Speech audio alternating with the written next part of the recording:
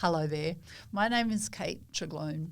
It's very good to be speaking with you today and to present this paper on behalf of myself and my co-authors from BELT, the Built Environments Learning and Teaching Group in the Faculty of Architecture, Building and Planning, University of Melbourne.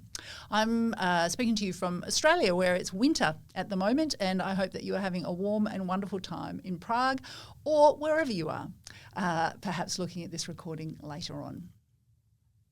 I want to recognise as I begin that I'm speaking to you from the lands of the Wurundjeri Woiwurrung people of the Kulin Nation, and I want to recognise their elders, past and present. I also want to recognise the important contributions of Indigenous knowledges to the Academy and to making and to learning across all of these places. I'm speaking today, as we all are of course, about the intersection of research and education. Within Australia, as elsewhere, this intersection reaches back many hundreds of years. It is also a very current conversation, such as through our most recent review of the Australian higher education system, that has recognised that research that leads to new knowledge and original creative endeavour is fundamental to the status of a higher education provider and indeed the definition of an Australian university. Authors and scholars going back many years have also recognised the challenges to this effective linking of research and teaching. This includes differing motivations and skill sets or varying outcomes from the time and the energy that individuals invest in these activities. Obstacles presented by organisational structures, large structures obviously in many tertiary institutions, and the complex disciplinary specifics for knowledge building and sharing. There has been some recent discussion about opportunities for authentic or research-engaged learning through communities of practice and what they may offer in response to the challenges of generative AI. In our faculty, the relationship between research and education is key to our strategic agenda. And so when we think about this intersection, we're also thinking about it strategically. Our recent strategic plan, which stretches from 2023 through to 2028, is called Designing Futures. And in this, our faculty has identified that we plan for our researchers to continue to carry out creative, rigorous research and to contribute to the future of built environments and their development. We also recognise our important contributions to training professionals who will contribute to that development going forward. Our faculty trains and researches in architecture, landscape architecture, urban design and urban planning, property and construction, urban and cultural heritage. We have within our strategic plan set out two particular aims that relate to this. One for education, that we ensure that research-led teaching enhances learning outcomes, supports research innovation and creates systemic impact. Our other for discovery or research, that we continue to embed research in the faculty's core teaching, strengthening a research teaching nexus.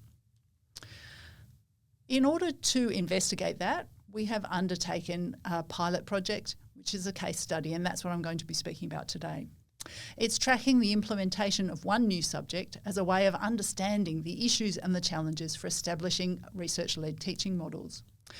This is also going to help us to develop different models for integrating research and teaching in built environments education. So our pilot study had these two main aims: documenting the process of setting up the new subject and also preparing ourselves for a larger, later study looking at a wider range of potential models.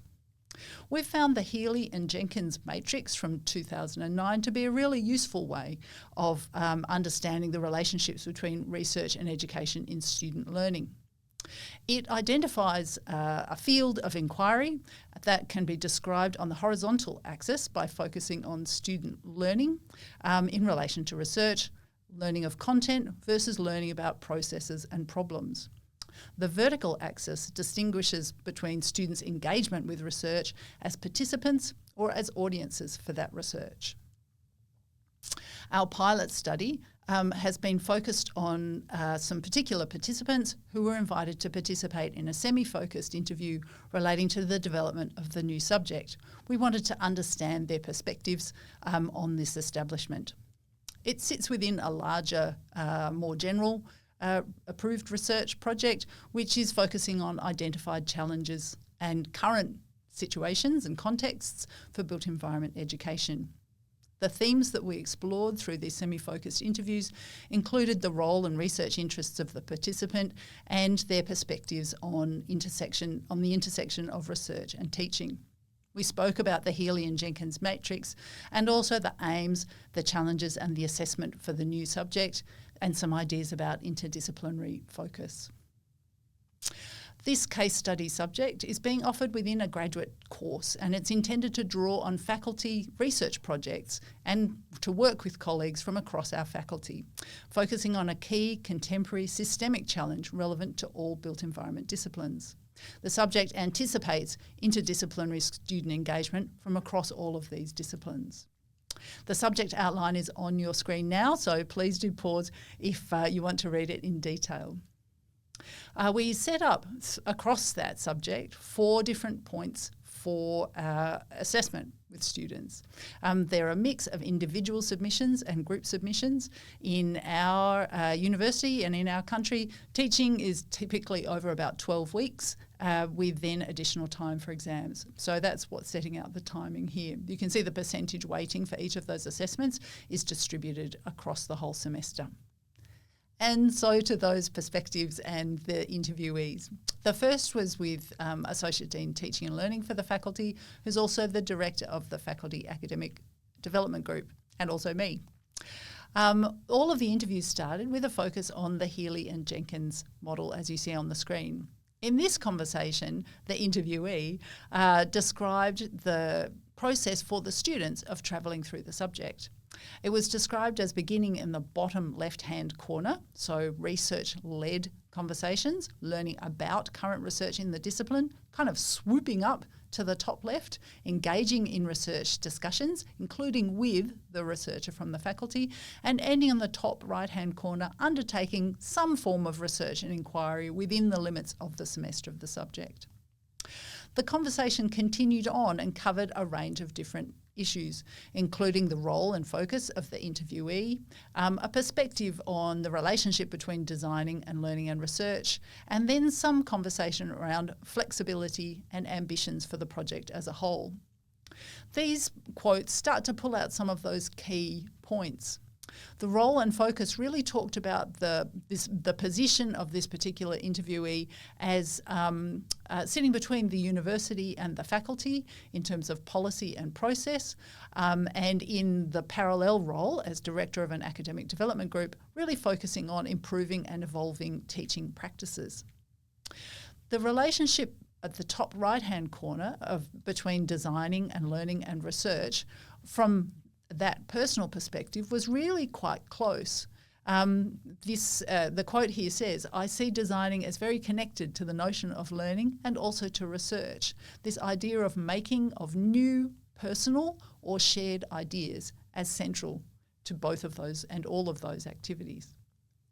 The remaining quotes on the screen on the bottom left-hand side really talk about the opportunities of taking what would typically be a non-design pedagogy for a subject area into a design area. So it highlights this great and new way of thinking for students, but also some of the challenges for staff who will then step into that space. There was also some discussion around some of this challenge when new research projects will be introduced semester by semester. What that might mean for involving different researchers across the faculty who may or may not be used to engaging in this way and may have, as per some of the challenges that were highlighted at the opening of this paper, who may have really different time frames and really different schedules that they're working to than the semester schedule. The opportunity here at the intersection of education and research is really in part around impact, seeing education as an important way that new discovery within the institution can land outside of the institution. Another person that we spoke with was the director of the graduate school itself, who takes quite a different approach and a different view to Healy and Jenkins' framework. It was described in this fantastic way as a blobby jellyfish, not really starting anywhere but moving over time and relocating around these different quadrants. So similar in some ways to the first, but also much more flexible and much more responsive and anticipated and planned as such.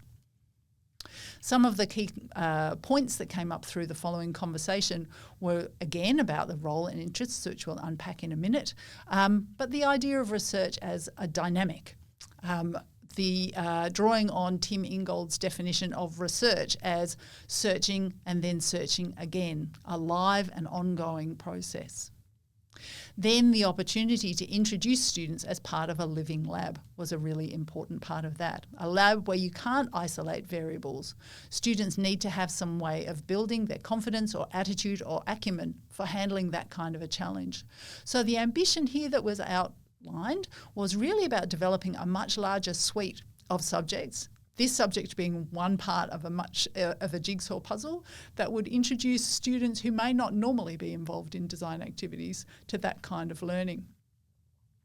The top right-hand side talks a little bit about the notion of civic positioning as a university by connecting it to matters of concern everyday life, which are by definition, through the conversation, undefinable and inflex. The third person that we spoke to through the study was the co-subject coordinator and lecturer for the subject. The subject was described as moving across all four of the quadrants in Healy and Jenkins' model, with less focus on the bottom left and more focus on the top right.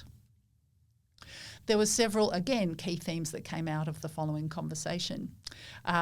One of the really interesting ones that sat in here was about a discussion of the research, the relevance of the research of that particular individual and how they were trying to navigate what their normal research, so data research, might or might not offer into this new subject as well. The key themes and quotes or parts of those quotes are highlighted here.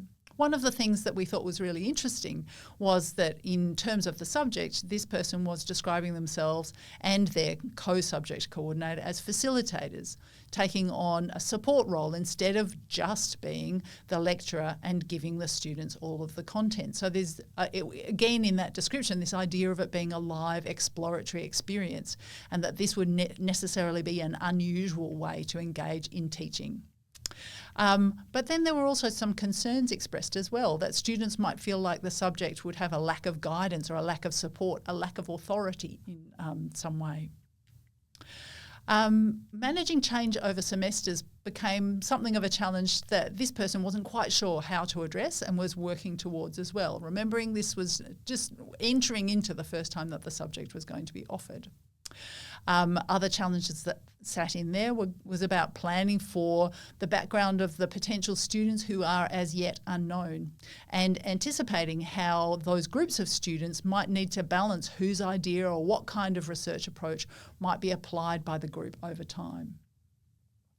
When we start to look across all of these, we found some interesting points to draw forward. So if we look at those roles, this is a fairly useful but obvious lens.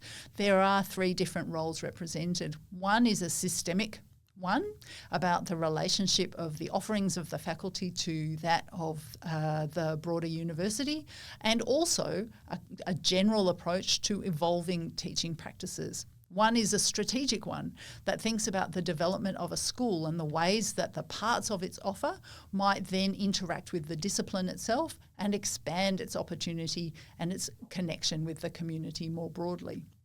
One is as a person who is trying to work out how to deliver a subject and to work with students in very new ways, very much on the ground and very much in flux.